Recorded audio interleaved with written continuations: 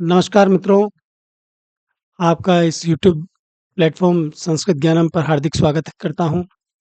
आज हम संस्कृत के एक महत्वपूर्ण विषय समास के संबंध में पढ़ेंगे।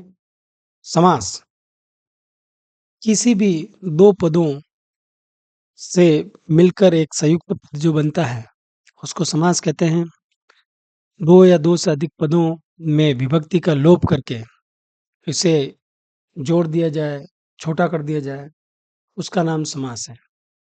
और समस्त पद को पुनः अलग-अलग करने पर विभक्ति पुनः उपस्थित हो जाती है, उसको समास विग्रह कहते हैं। अब वैदिक साहित्य में अष्टाध्यायी में समासः पंचधा ऐसा कहा गया है। तत्र समसनम समासः। समास 5 प्रकार के हैं और उसको संयुक्त करना, उन 2 पदों को संयुक्त करना समास कहलाता है। लेकिन हम हमारे पाठ्यक्रमानुसार संस्कृत में समास को मुख्य रूप से 4 मानते हैं। अव्ययभाव, तत्पुरुष, द्वंद्व और बहुव्रीहि। केवल समास का के लिए यह माना तो जाता है केवल समास भी, लेकिन केवल समास आपके इस कोर्स में नहीं है, इसीलिए यहाँ पर अव्ययभाव, तत्पुरुष, द्वंद्व और बहुव्रीहि की बात मैं अधिक करूँगा। वैसे केवल समास के लिए भी जो संस्कृत में दे रखा है, केवल समास भी अभी आपको मैं बताने वाला हूँ कि स्टार्टिंग भी केवल समास से ही की जाएगी, ताकि इससे आपको केवल समास को भी समझने का मौका मिले। और तत्पश्चात अगर आप चाहेंगे तो आगे और भी वीडियो में इसके बारे में विस्तृत रूप से बात कर सकते हैं। फिलहाल पुनः हम यहाँ पर टॉपिक पर आते हैं। संस्कृत में मुख्य रूप से 4 समास होते हैं। अव्ययभाव, तत्पुरुष, द्वंद्व और बहुव्रीहि। इन तत्पुरुष समास में भी तत्पुरुष समास के 2 भेद हैं। तत्पुरुष समास में एक तो व्याधिकरण तत्पुरुष है, दूसरा समानाधिकरण तत्पुरुष है। व्याधिकरण तत्पुरुष, विभक्ति तत्पुरुष भी बोलते हैं इसको।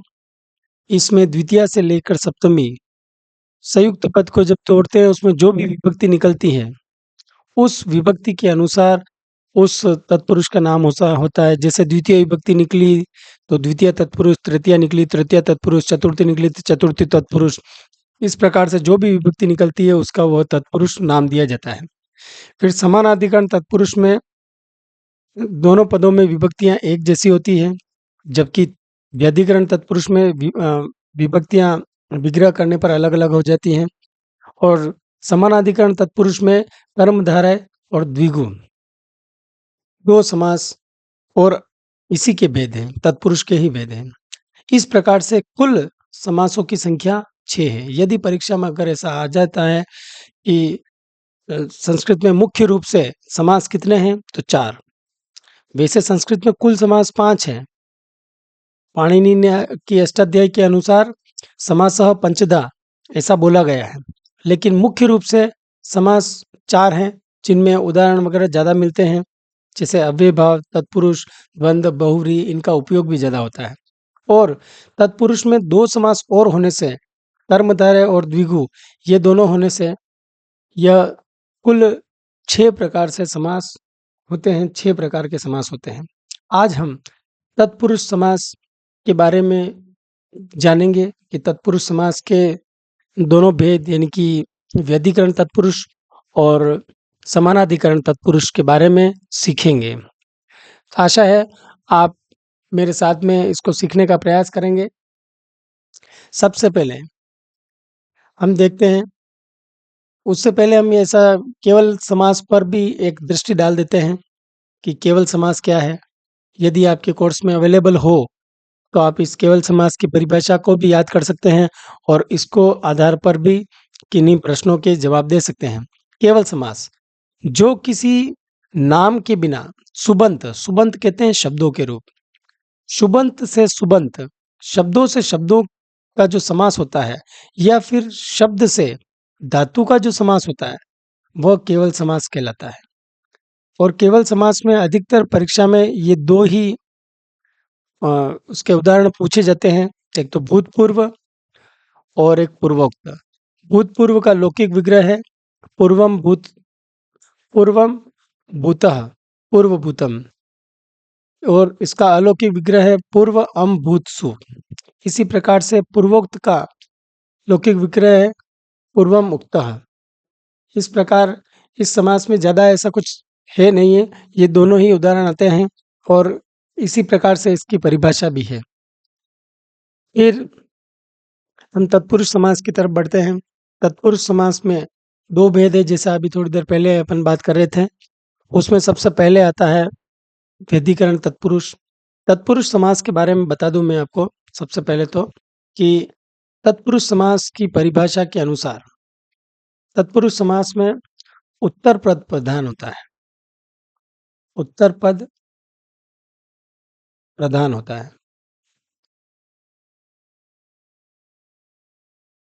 उत्तर पद प्रधान होता है, सबसे पहली बात तो ये।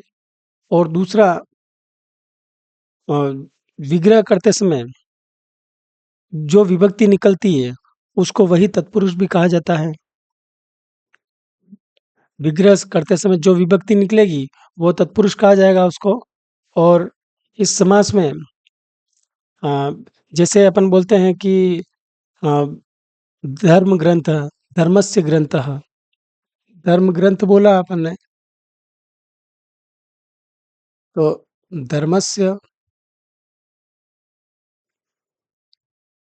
ग्रंथः, इस प्रकार से। अब इसमें अ, जैसे दो या दो से अधिक पद हैं और दो पदों को जब अपन शामिल कर देते हैं तो उसको अपन जानते हैं संयुक्त पद बोलते हैं। समास में दो पद में प्रथम पद जो होता है, जैसे प्रथम पद है, इसको पूर्व पद भी बोलते हैं, इसको प्रथम पद भी बोलते हैं। और जो दूसरा पद होता है उसको उत्तर पद बोलते हैं। तो जब ऐसा कहा जाए पूर्व पद में की प्रधानता रहेगी तो पूर्व पद यानी कि पहले वाले पद को मानना है। जब ऐसा कहा जाए उत्तर पद की प्रधानता रहेगी तो उसको बाद वाले पद को मानना है। अब इस समास में प्रथम पद जो होता है वो विशेषण होता है। प्रथम पद यानी कि पूर्व पद जिसको बोल सकते हैं अपन, प्रथम पद विशेषण है। और द्वितीय पद जो है वो विशेष्य है, उसकी विशेष्य। तो इस प्रकार इसमें अपन ने देखा कि उत्तर पद की प्रधानता रहती है और प्रथम पद विशेषण होता है, दूसरा विशेष्य होता है। और विग्रह करने पर जो विभक्ति निकलती है उसको वैसा हम तत्पुरुष बोलते हैं। ठीक है, जैसे हम उदाहरण के माध्यम से समझते हैं। ग्राम गतः, तो इसका विग्रह करने पर ग्रामम गतः बना। तो जब प्रथम पद में जो विभक्ति होती है, प्रथम पद की विभक्ति के अनुसार उस तत्पुरुष का नाम होगा। प्रथम पद की विभक्ति में जो विभक्ति होती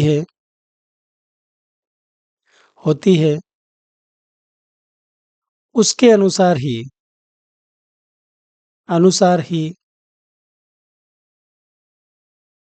उस तत्पुरुष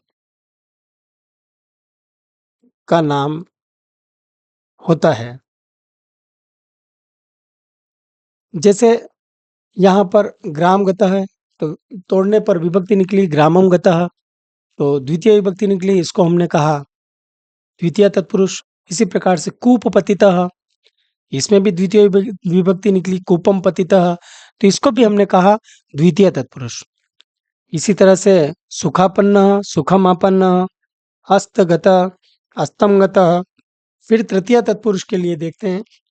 जैसे सर्प दृष्ट लिखा हुआ है, सर्पेण दृष्ट, सर्प द्वारा डसा गया। मदांध, मदेन अंधः, मद से चूर। जब हमने विग्रह किया तो इसमें तृतीया निकली, तो हम इसको तृतीय तत्पुरुष बोलेंगे। फिर हरित्रातः, हरिणा त्रातः, हरि द्वारा बचाया गया, हरि द्वारा रक्षित। लो घटिता, लोहेन घटिता, लोहे से बना हुआ। अब यहाँ पर विशेषण विशेष्य संबंध अपने को हर एक पद में विग्रह करते समय देखने के लिए मिल रहा है। फिर चतुर्थी तत्पुरुष, इसमें चतुर्थी जब हम विग्रह करेंगे चतुर्थी विभक्ति निकलेगी तो उसको हम चतुर्थी तत्पुरुष बोलेंगे। जैसे अलंकार स्वर्णम, अलंकाराय स्वर्णम, आभूषण के लिए सोना, तद अर्थम, तस्मै इदम, यूप दारु, यूपाय दारु, भूत बलि, भूतेभ्यः बलि। अब अगर एक वचन होगा तो भूताय बलि भी हो सकता है। पाठशाला, पाठायशाला। यह इस तरह से तृतीय तत्पुरुष का एक और उदाहरण यहाँ पे दे रखा है। हस्तलिखितः, हस्तेन लिखितः, हाथ द्वारा लिखित। धन लोभः, धनाय लोभ, धन के लिए लोभ। गोहितम, गोभ्य हितम, दीन दानम, दीनाय दानम, गरीब के लिए दान। अश्वघासम, अश्वाय घासम। इस प्रकार विग्रह करते समय हमको जो विभक्ति निकलती है हम उसको वही तत्पुरुष का नाम दे देते हैं। फिर जैसे पंचमी विभक्ति का एक उदाहरण है सिंह भीतः, सिंहात भीतः, सिंह से डरा हुआ। पथ भ्रष्टः, पथः भ्रष्टः, पथ से भ्रष्ट। वृक्ष पतितः, वृक्षात पतितः, वृक्ष से गिरा हुआ। संकट मुक्तः, संकटात मुक्तः, संकट से मुक्त। सुखापेतः, सुखाद अपेतः, शयन भयम, शयनात भयम। इस प्रकार षष्ठी विभक्ति संबंध का कथन करने में जबकि काके की रारेरी निकलेगा इसमें से तो हम उसको षष्ठी विभक्ति का नाम दे देंगे, षष्ठी तत्पुरुष बोलेंगे उसको। जैसे राजपुरुषः, राज्ञः पुरुषः, राजा का पुरुष। परोपकारः, परेशान उपकारः, दूसरों का उपकार। देव पूजा, देवस्य पूजा, देव की पूजा। राष्ट्रपति, राष्ट्रस्य पति। इसी प्रकार जब सप्तमी विभक्ति विग्रह करते समय निकलेगी तो हम उसको सप्तमी तत्पुरुष बोलेंगे। जैसे कार्यकुशलः, कार्यकुशलः, सभा पंडितः, सभायाम पंडितः, सभा में पंडित। युद्ध वीरः, युद्धे वीरः, युद्ध में वीर। कर्म कुशलः, कर्मणि कुशलः, कर्म में कुशल। वाक्पटु, वाची पटु, बात में निपुण। दानवीर, दानेवीर। इस प्रकार हमने देखा कि जो विभक्ति विग्रह करते समय निकलती है तत्पुरुष समास में, वही तत्पुरुष समास की उसमें उस विभक्ति की संज्ञा आगे जोड़ दी जाएगी। जैसे द्वितीय विभक्ति निकलेगी तो हम उसको द्वितीय तत्पुरुष बोलेंगे, तृतीय निकलेगी तृतीय तत्पुरुष निकलेंगे। इस प्रकार सप्तमी तक जो भी विभक्ति निकलेगी हम उसको उसका नाम दे देंगे। तो हम तत्पुरुष के बारे में अपन ने पहले इस परिभाषा में देखा कि तत्पुरुष समास में दो पद होते हैं। इसमें उत्तर पद प्रधान रहता है और प्रथम पद विशेषण होता है, दूसरा विशेष्य होता है। विग्रह करते समय जो विभक्ति प्रथम पद के अंत में निकलती है, प्रथम पद में निकलती है, उसी को आधार मानकर उसका हम पद तत्पुरुष वैसे संज्ञा देंगे उसको। जैसे द्वितीय निकलेगी द्वितीय, पंचमी निकलेगी तो पंचमी तत्पुरुष, ऐसा बोलेंगे। फिर समानाधिकरण तत्पुरुष, यह तत्पुरुष का ही एक भेद है। समानाधिकरण तत्पुरुष, उसके अंदर कर्मधारय और द्विगु समास आते हैं। अब कर्मधारय समास के बारे में अपन देखते हैं कि इस समास में प्रथम पद विशेषण और दूसरा विशेष्य होता है। यह कोई उपमान और उपमेय भी हो सकता है। और इस समास में उत्तर पद की प्रधानता रहती है। विग्रह करते समय ईव जोड़ा जाता है। और जैसे प्रथम पद यहाँ पर देखते हैं हम, कृष्ण सर्प, कृष्ण सर्प, काला सांप। तो सांप संज्ञा शब्द है और उसकी विशेषता बता रहा है कि सांप कैसा है, काला। कृष्ण सर्प तो विशेषण विशेष्य हुआ। इससे पहले यहाँ पर पीताम्बर और पीताम्बरः लिखा हुआ है। बहुत सी बार ऐसा दिमाग में मतलब जो परीक्षा में आता है, जैसे पीताम्बरम आ गया तो हम उसमें कौन सा समास करना है, बहुव्रीहि करना है या फिर कर्मधारय करना है। तो उसका समाधान ये है कि अगर पीताम्बरम लिखा हुआ है तो इसका विग्रह होगा पीतम अंबरम, कर्मधारय समास होगा, क्योंकि यह नपुंसकलिंग रूप है। पीतम अंबरम तो पीला है अंबर जिसका, पीला अंबर, तो यह हुआ कर्मधारय। लेकिन पीताम्बरः अगर पीछे विसर्ग है तो उस परिस्थिति में हम पीतम अंबरम यस्य स, ऐसा लिखेंगे। पीला है वस्त्र वस्त्र जिसका, यानी कि पीताम्बर वेशधारी कृष्ण की बात होगी। यानी कि बहुव्रीहि समास हम बाद में पढ़ेंगे आगे किसी चैप्टर में, किसी क्लास में। लेकिन उसके बारे में आपको बता दूं कि बहुव्रीहि समास विशेषण और विशेष्य की भी विशेषता बताता हो, वह बहुव्रीहि समास है। यानी कि तीसरे पद की विशेषता बताता हो, वो बहुव्रीहि समास है। तो उसका तो हम कभी और पढ़ेंगे। यहाँ पे पीताम्बर आ गया, इसीलिए इसका उदाहरण देना आवश्यक था। अब महाकाव्य, महत् काव्यम, नीलोत्पलम, नीलम उत्पलम, विशेषण विशेष्य संबंध है। नरसिंह, नर सिंह इव, नर नर जैसा सिंह, सिंह जैसा नर, यानी कि इसकी उपमा दी है। उपमान उपमेय का संबंध है, इसीलिए ईव जोड़ा है। जैसे चंद्रोज्वल, चंद्र इव उज्ज्वल, चंद्रमा की तरह उज्ज्वल। इसी प्रकार से चंद्रमुखम भी होता है, चंद्रमुखम। तो चंद्रमीव, चंद्रमीव मुखम,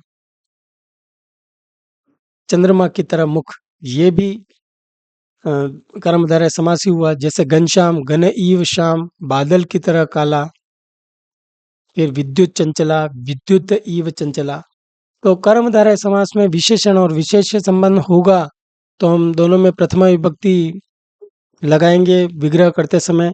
और अगर यह उपमान उपमेय हुआ तो बीच में ईव भी जोड़ेंगे या फिर अंत में ईव जोड़ेंगे। फिर आता है द्विगु समास। यह भी समानाधिकरण तत्पुरुष का ही दूसरा भेद है। द्विगु समास में प्रथम पद संख्यावाची होता है और दूसरा पद संज्ञा होता है। विग्रह करते समय हम षष्ठी विभक्ति द्विवचन या बहुवचन का उपयोग करते हैं और दोनों पदों के अंत में समाहार पद जोड़ा जाता है।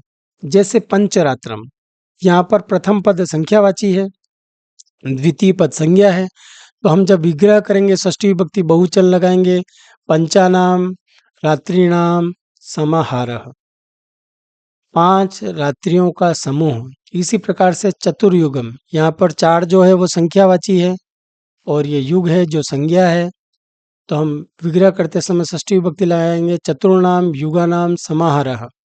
फिर त्रिभुवनम, त्रयाणाम भुवनानाम समाहारः। पंचवटी, पंचानाम वटानाम समाहारः। द्विदिवसम, यहाँ पर 2 आया है तो द्विवचन आया, द्विवचन आया है तो हम षष्ठी विभक्ति द्विवचन का उपयोग करेंगे। द्वयोः दिवसयोः समाहारः। जहाँ पर द्विवचन आ जाएगा और प्रथम पद संख्यावाची और द्विवचन हो और दूसरा संज्ञा हो, तो हम वहाँ पर षष्ठी विभक्ति द्विवचन का उपयोग करेंगे, जैसे यहाँ पर किया है द्वयोः दिवसयोः समाहारः। लेकिन इसमें एक ध्यान देने लायक बात यह है, यदि किसी नदी विशेष का नाम आ जाए और आगे संख्यावाची हो, तो वहां पर नदीभिश्च इस सूत्र से द्विगु समास नहीं होकर अव्ययी भाव समास होता है। जैसे पंचगंगम आ गया, तो पंचगंगम में अव्ययी भाव समास लिखा जाएगा, क्योंकि नदीभ्यश्च सूत्र से, इस सूत्र से इसका निषेध हो गया और यहाँ पे ये द्विगु समास नहीं होकर पंचगंगम यानी कि अव्यय भाव समास बना है।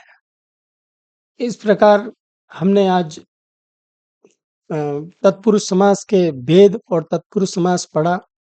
तो तत्पुरुष समास से संबंधित आपको और भी कोई प्रश्न हो या पूछना हो, या फिर आपको कुछ समझ में नहीं आ रहा हो, या आपको और भी किसी विषय पर कोई क्लास देखनी हो, तो मैं आपके लिए तत्पर हूँ। आप कमेंट बॉक्स में मुझे लिखकर बताइए कि और कौन से विषय पर, यानी कि कौन से संस्कृत विषय में ही किस टॉपिक पर आपको क्लास देखनी है या फिर क्लास समझनी है, कौन सा टॉपिक समझना है। मैं उस टॉपिक पर सरलतम से सरलतम ढंग से आपको समझाने का प्रयास करूँगा। मेरी बात को इतने ध्यान से आपने सुना, उसके लिए आपका धन्यवाद।